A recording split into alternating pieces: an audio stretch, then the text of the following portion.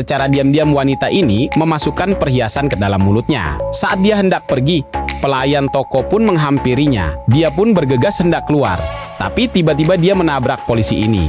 Melihat ada polisi di hadapannya, wanita ini pun tampak gugup. Tapi dia berusaha untuk tenang. Pak polisi bertanya kepada pelayan toko untuk dicarikan perhiasan yang cocok untuk hadiah istrinya. Pelayan toko pun mengatakan Anda datang di tempat yang tepat, Pak. Mari saya tunjukkan. Kemudian polisi ini memanggil wanita ini. Dia meminta tolong untuk dipilihkan perhiasan yang cocok untuk istrinya. Wanita itu menolaknya dengan menggunakan bahasa isyarat. Namun polisi ini memohon kepadanya agar si wanita mau membantunya. Akhirnya si wanita pun mau membantu si polisi memilihkan perhiasan. Sementara pelayan toko memperlihatkan kepada polisi koleksi perhiasan yang lainnya. Secara diam-diam wanita ini memasukkan perhiasan yang ia curi ke dalam saku seorang pria. Wanita ini memberi kode menunjuk ke arah pria itu. Dan polisi menanyakan apakah yang ada di sakumu. Pria itu pun kaget karena dirinya dikira maling oleh polisi ini.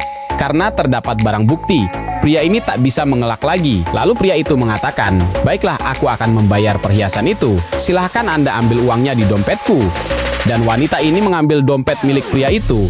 Dia mengambil uangnya dan meletakkan dompet itu di lantai. Namun saat polisi memeriksa dompetnya, di sana tidak terdapat uang. Pria ini mencoba menjelaskan jika ia yakin di dompetnya terdapat uang yang cukup untuk membeli perhiasan itu. Secara diam-diam wanita ini mencoba untuk pergi. Namun polisi memanggilnya dan mengucapkan terima kasih. Tapi tiba wanita ini memegangi lehernya. Karena perhiasan yang ada di mulutnya tak sengaja tertelan. Polisi ini mencoba menolong, tapi ia tak mengerti caranya. Pria ini lalu meminta polisi melepaskan borgolnya untuk menolong si wanita. Si pria dengan cepat memeluk tubuh si wanita lalu mengangkatnya berulang-ulang. Hingga akhirnya perhiasan itu keluar dari mulut si wanita. Karena kejahatannya telah ketahuan, wanita itu pun seketika pingsan. Saat di rumah sakit, ia bertanya di mana ia berada. Polisi pun menjelaskan jika sekarang ia berada di rumah sakit.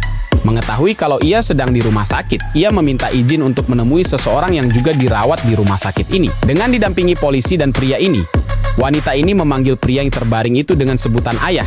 Ayahnya senang bisa bertemu lagi dengan anaknya. Namun anaknya mengatakan jika ini pertemuan terakhir mereka sebelum si anak menjalankan hukuman atas apa yang telah ia perbuat.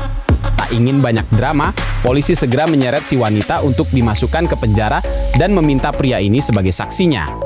Namun pria itu menolaknya dan mengatakan jika ia akan membayar 2 kali lipat perhiasan yang telah dicuri oleh wanita ini. Dan dia mengatakan kepada polisi itu jika ia akan menikahi wanita itu. Ucap pria itu sambil memakaikan kalung di depan calon mertuanya. Polisi pun tak memperpanjang lagi masalah ini dan menganggapnya telah selesai. Si wanita bertanya kepada pria itu kenapa ia begitu baik, padahal si wanita telah memfitnahnya.